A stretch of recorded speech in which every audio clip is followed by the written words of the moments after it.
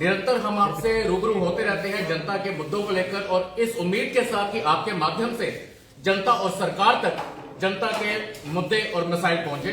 उसी कड़ी में आज हमारे प्रदेश के प्रवक्ता डॉक्टर अभिजीत सिंह जसरोटिया जी हैं हमारे बीच में। उनके साथ में सुनील प्रजापति जी हमारे वरिष्ठ नेता हैं। उनके साथ में ही हमारे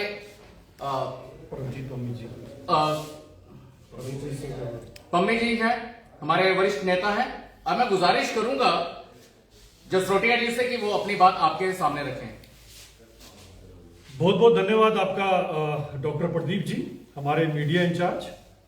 देखिए, आज की जो ये प्रेस वार्ता बुलाई गई है एक बड़े ही इंपॉर्टेंट इशू के ऊपर है, जो सिचुएशन इस समय है खासकर जम्मू कश्मीर के अंदर और सिक्योरिटी सिचुएशन को लेकर, क्योंकि हर एक चीज के ऊपर मुझे लगता है कि हम जब बात करते हैं तो इस समय जो सिक्योरिटी सिचुएशन है उसके ऊपर भी बात करना और आपके रूबरू होकर आपके सवालों का जवाब देना भारतीय जनता पार्टी का फर्ज भी बनता है। क्योंकि पिछले आप 2-4 दिनों में दे रहे हो जिस हिसाब से सिक्योरिटी थोड़ी यहाँ पर सिचुएशन बनी हुई है, उस सिचुएशन के ऊपर जो केंद्र सरकार है उसे लेकर कितनी सीरियस है, इन सब चीजों के हम विद प्रमाणों के साथ आपके साथ बात करेंगे कि ये जो सिक्योरिटी सिचुएशन के अंदर जो कुछ इंसिडेंट कश्मीर में हुए या जिस तरह से जम्मू में पिछले 2-3 दिनों में आप देख रहे हो कुछ यहाँ पर लूट खसूट के और कुछ फायरिंग के इंसिडेंट्स हो रहे हैं, इन सब को लेकर जो है केंद्र सरकार बहुत सीरियस है। जिसे लेकर अगर आपको याद होगा तो पिछले 2 दिन से एक बैठक दिल्ली में चल रही है जिसे माननीय गृह मंत्री अमित शाह साहब ले रहे हैं और पूरी सिचुएशन के ऊपर नजर बनाए हुए हैं। इसी सिचुएशन को देखते हुए ताकि इस तरह की घटनाएं जो है भविष्य में ना हो उसके ऊपर संज्ञान लिया जा रहा है, जिसमें सभी सिक्योरिटी के एजेंसी, सभी पुलिस के ऑफिसर्स और आर्मी के जो ऑफिसर्स हैं वो इस समय भी मीटिंग के अंदर माननीय गृह मंत्री जी के साथ है। यही नहीं, इन सब को लेकर कल हमारे जो एलओपी सुनील शर्मा जी हैं, हमारे लीडर ऑफ अपोजिशन, कल इसी सिचुएशन को लेकर इन सब के ऊपर बात करने के लिए माननीय उपराज्यपाल मनोज सिन्हा जी से भी उन्होंने कल भेंट की थी और इस सिचुएशन के ऊपर उन्हें भी पूरी तरह से जो अवगत कराया गया था। और यही नहीं, हमारे पार्टी के जो प्रेसिडेंट सत शर्मा जी है, जिनका आज जन्म दिवस भी है, लेकिन अपना जन्म दिवस ना मनाते हुए वो आज श्रीनगर के अंदर और कुलगाम के अंदर उन पीड़ित परिवारों के आंसू पहुंचने के लिए सत शर्मा जी इस समय श्रीनगर में है। तो हमारी पार्टी पूरी की पूरी सिचुएशन के ऊपर नजर बनाए हुए है और हमारे सभी के सभी नेता उन सब लोगों के साथ खड़े हैं जिनका नुकसान पिछले 2-4 दिनों के अंदर हुआ है। लेकिन इन सब के ऊपर जो कटाक्ष खासकर फारूक अब्दुल्ला साहब की तरफ से आया है या इंडी गठबंधन के अंदर तारिक हमीद करा साहब की तरफ से आया है, ये बड़ा दुर्भाग्यपूर्ण है। इस सिचुएशन के अंदर जहां पर फारूक साहब को या तारिक हमीद करा साहब को गवर्नमेंट के साथ खड़ा होना चाहिए ताकि इन घुसपैठियों को, इन पाकिस्तान से आए हुए टेररिस्टों को जवाब दिया जाए, वो यहां पर इस सिचुएशन के ऊपर भी सियासत करने से बाज नहीं आ रहे। बड़ा दुर्भाग्यपूर्ण है।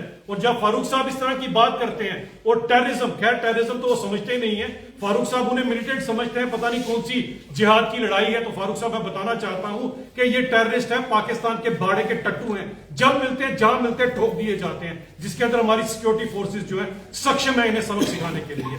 और ये सिचुएशन फारूक साहब आपके समय की सिचुएशन से काफी हद तक बेटर है। अगर आपको याद होगा फारूक साहब, इसमें मैं जरूर एक शेर पढ़ूंगा जो फारूक साहब को पता होना चाहिए, खैर जानते होंगे कि मेरा कातिल ही मेरा मुंसिफ है, ये क्या मेरे हक में फैसला करेगा। फारूक साहब गौर फरमाइएगा, मेरा कातिल ही मेरा मुंसिफ है, ये क्या मेरे हक में फैसला करेगा। आदमी आदमी को क्या देगा, जो भी देगा हमें प्रभु राम आपको आपका खुदा देगा। बात यह आती है फारूक साहब आपके समय पर टीका लाल टपलू जी, आपको याद होगा जब आप चीफ मिनिस्टर थे, जब उनकी निर्मम हत्या की गई और वही टेररिस्ट जिन्हें आप मिलिटेंट समझते हैं उनके इर्द गिर्द जब फिल्मी स्टाइल में मोटरसाइकिल घुमा रहे थे, आप उस समय सेक्रेटरीट में थे। यही नहीं, गिरिजा टक्कू जब उनको आरओ से चिरवाया जा रहा था तब भी आप कुर्सी संभाले हुए थे। और यही नहीं, जब कश्मीरी हिंदुओं को वहां से मजबूर किया गया पलायन करने के लिए और मस्जिदों से ऐलान हो रहे थे कि आप अपनी बहू बेटी यहां छोड़कर कश्मीर खाली कर दीजिए, तब भी फारूक साहब आपने कुर्सी संभाली हुई थी। और हमें याद होना चाहिए कि सन 87 की उस रिगिंग के बाद जो फारूक साहब यहां पर हुआ है, जो बूटा सिंह ने यहां पर फोन किया था, उसके बाद ही 1.5 लाख लोग हैं जो आज कब्रों में दफन है फारूक साहब। और ये 1.5 लाख लोग आज आपसे इंसाफ मांग रहे हैं। और अपने दिल पे हाथ रख के बात कीजिएगा, क्योंकि आप कल इसी तरह के कुछ बयान दे रहे थे कि मैं अपने दिल की सुनता हूं और आपके दिल में क्या है, ये आप उसके ऊपर काफी लंबी बात आपने एक चैनल पर की थी। तो अपने दिल पे हाथ रख के बोलिए फारूक साहब, क्या 5 अगस्त 2019 के बाद की जो सिचुएशन है आपके समय की सिचुएशन से ज्यादा बेहतर नहीं है? 70% से ज्यादा डिक्लाइन है टेररिज्म रिलेटिंग इंसिडेंट्स में, और आपके समय में जो पत्थरबाजी हुआ करती थी वो अब खत्म हो गई, पत्थर युग खत्म कर दिया, ये इसी सरकार ने किया। जो भी इंसिडेंट्स हो रहे हैं निंदनीय है, लेकिन मेरी सिक्योरिटी फोर्सेस सक्षम है इन सब के ऊपर पार पाने के लिए। लेकिन फारूक साहब, जब आप इस तरह की बातें करते हैं तो वो जो 1.5 लाख लोग कब्रों में आपकी वजह से आज है, वो आपसे सवाल पूछते हैं सारे के सारे कि किस तरह से आप मेडिकल कॉलेज के एक फंक्शन में जहां पर आप इस तरह के जब बात कर रहे थे, क्या आपको एक बार भी आपने गवारा नहीं समझा कि मैं लोगों को जवाब तो दूं? एक बार फारूक साहब जरा वो 30 सालों का हिसाब दीजिए, एक बार उन 1.5 लाख कब्रों का हिसाब किताब दीजिए फारूक साहब, जो केवल और केवल आपकी सत्ता की भूख, कुर्सी के लोभ के कारण यहां पर आई। अगर आप उस समय कुर्सी छोड़ने को तैयार होते तो कभी भी ये टेररिज्म यहां नहीं आता। अगर आप ही के उस समय कुछ लोग जिन्हें पहला ग्रुप कहा जाता था, जो हथियार उठाने के लिए गए थे, पर अगर पार ना जाते, आपने रोका होता तो ये सिचुएशन कभी खराब ना होती फारूक साहब। मैं आप उम्र के इस पड़ाव में, मेरे बुजुर्ग हैं, मैं आपसे पूछना चाहता हूं कि क्या एक बार आपने उन सब चीजों के लिए, क्या आपको उन मासूम लोगों से, उन कश्मीरी हिंदुओं से, उन मुसलमानों से जो 1.5 लाख कब्रों में आज दफन है, उनसे एक बार माफी नहीं मांगनी चाहिए फारूक साहब आपको? जरा अपने दिल पे हाथ रख के बताइएगा इस बात को। और तारिक हमीद करा साहब को बताना चाहता हूं कि करा साहब, सिचुएशन आपके समय में और आज के समय में कितना फर्क है, जरा इसका बताइएगा। बूटा सिंह होम मिनिस्टर आप ही की पार्टी से, तारिक साहब, आपको कल बताया गया कि किस तरह से, अगर आपको याद होगा कि परिवारवाद में लुप्त ये पार्टी, इसके कारण ही आज यहां पर सिचुएशन खराब हुई है। अगर आप अपने परिवार के, आपका पार्टी अगर गांधी परिवार से बाहर सोचती तो शायद ये सिचुएशन कभी खराब ना होती। और आज भी आप देख लीजिए, इसी परिवारवाद के चलते तीन एमपी जो है वो केवल गांधी परिवार से आते हैं। तो छोटे होते अगर आपको याद होगा, हमारे यहां कहते हैं बुझारत, यानी कि एक रिडल मैं तारिक हमीद करा साहब को देता हूं कि गांधी मेंबर पार्लियामेंट जो है, गांधी के 2 आगे गांधी, गांधी के 2 पीछे गांधी, बताएं कुल कितने गांधी? इतने गांधी जो हैं एक ही परिवार से आज मेंबर पार्लियामेंट बने हुए हैं, इसका जवाब दे दीजिएगा। और ये सिचुएशन जो आप ही के इन्हीं परिवारों की वजह से खराब हुई है, उसका जवाब भी दीजिएगा। फिर हमसे पूछिएगा हमारा क्या है। हम तो हर एक चीज के लिए आज प्रेस कॉन्फ्रेंस इसलिए बुलाई है कि कितनी सीरियसनेस है सिचुएशन को लेकर, कि हमारे सभी के सभी नेता इस सिचुएशन को कंट्रोल करने के लिए, और हमारे खुद यहां पर जो पार्टी प्रेसिडेंट सत शर्मा जी है, आज उनका जन्म दिवस है, उसके बाद भी वो आज अपना जन्म दिवस ना मनाते हुए उन पीड़ित परिवारों के आंसू पोंछ रहे हैं। यह है भारतीय जनता पार्टी। कम से थोड़ा तारिक साहब, हमसे थोड़ी शिक्षा लीजिए कि किस तरह से आगे, और आप में से कौन गया जरा उन पीड़ित परिवारों के लिए, जरा ये भी हमें बता दीजिएगा। और यही नहीं, अगर आपके पास आंकड़े नहीं है तो आंकड़े हमसे ले लीजिए कि 70% टेररिज्म रिलेटेड इंसिडेंट्स कम हो चुके हैं और पत्थरबाजी आज होती नहीं है। और जो भी इंसिडेंट्स हो रहे हैं इनके ऊपर भी हमारी केंद्र सरकार और हमारे गृह मंत्री अमित शाह, जिनसे सबसे सफल गृह मंत्री माना गया है, वो उसके लिए पूरी तरह से सक्षम है। बहुत बहुत धन्यवाद। जो छोटिया साहब, जिस तरह से कांग्रेस का कहना है कि बीजेपी जो है जहाँ तो भविष्य की बात करती है, जहाँ अतीत की बात है। आपके पास सरकार है, 10 साल से आप सरकार चला रहे हैं। ये लगातार घटनाएं, जम्मू कश्मीर की बात करें, सरेआम बीच चौराहे में और सेंटर में जहाँ हत्या हो जाती है, कोई पूछने वाला नहीं है।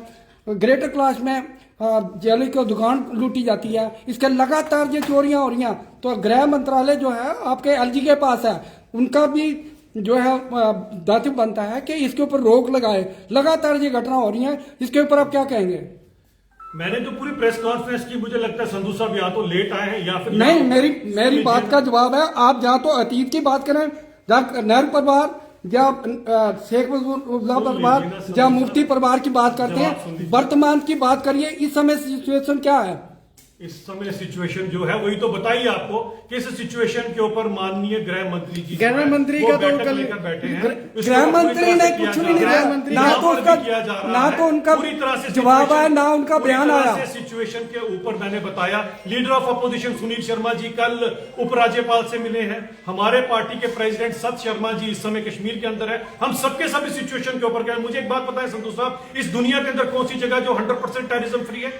अगर ट्विन टावर न्यूयॉर्क के ट्विन टावर्स के अंदर अगर 2 संधू साहब पहले पूरा जवाब ले लीजिए, फिर आप सवाल पूछिए। पहले जवाब तो पूरा लीजिए ना। अगर आप आधा ही जवाब लेंगे तो फिर इसका मतलब आपका जवाब लेने की मर्जी नहीं है। फिर आप सिर्फ सवाल पूछ रहे हैं। अगर आप जवाब लेना चाहते हैं सुनिए कि ट्विन टावर्स के अंदर अगर जो सबसे बड़ा अपने आप को डेवलप बोर्ड समझता है, उनके अंदर अगर 2 विमान घुस सकते हैं, तो पूरी दुनिया में 100% टेररिज्म फ्री कोई भी नहीं है। और यहां पर सिचुएशन किसने खराब की थी? जिस पार्टी की आज आप हिमायत में बात कर रहे हैं, सन 87 के अंदर किसने किया था? उन्होंने ही रिगिंग की थी। उसके बाद यहां पर बंदूक दाखिल हुई। 5 अगस्त, आपने दिल पे हाथ रख के बताइए संधू साहब, क्या 5 अगस्त 2000 जसरोटिया साहब बात क्या कर रहे हैं? 87 गया, वर्तमान की बात करिए, वर्तमान की 70% ना, अतीत की बात ना करें, वर्तमान की बात करें। पत्थरबाजी खत्म हुई कि नहीं हुई? हाँ। माने ना फिर कोई बात जी। तो साहब। वर्तमान की बात करें। एट प्रेजेंट जम्मू सिचुएशन की बात करें सर, वही बात करें। बात करें तो आप पिछली दोहरा रहे हैं, अतीत की कह रहे हैं, भविष्य की बताते हैं। कल नेताजी मिलके आते हैं और आम शाम को फिर गोलियां चल जाती हैं। मैं बिल्कुल बता रहा हूं आपको, मैंने जब प्रेस कॉन्फ्रेंस स्टार्ट की, मैंने ये भी कहा कि जम्मू के अंदर, मैंने जम्मू का भी रेफरेंस दिया कि जम्मू के अंदर भी ये जो इंसिडेंट्स हुए बड़े दुर्भाग्यपूर्ण है। और अभी हमारे पास नए आईजी जो अभी आए हैं हमारे पास, भीमसेन टूटी जी, बड़े काबिल ऑफिसर हैं। हमें पूरी उम्मीद है कि जितनी जल्दी होगा नए आईजी साहब इसके ऊपर पास हो पाएंगे। अभिजीत जी, पिछले